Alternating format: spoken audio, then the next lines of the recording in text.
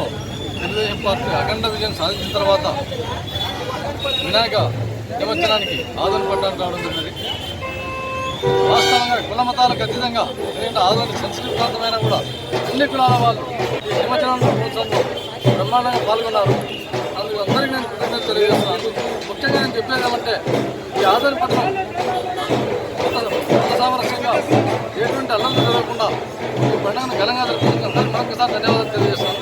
నిమజ్జనం అయిన వరకు ప్రజలందరూ సహకరించి ఈ నిమజ్జనోత్సవాన్ని విజయవంతంగా పూర్తి చేయాలని చెప్పేసి కోరుతున్నాను. అలాగే ఈ 2024 తెలుగుదేశం పార్టీ వచ్చిన తర్వాత రాష్ట్రం సుభిక్షంగా ఉంటుంది. అందులో భాగంగా మన కర్నూలు జిల్లాలో ఈ ఆదరణని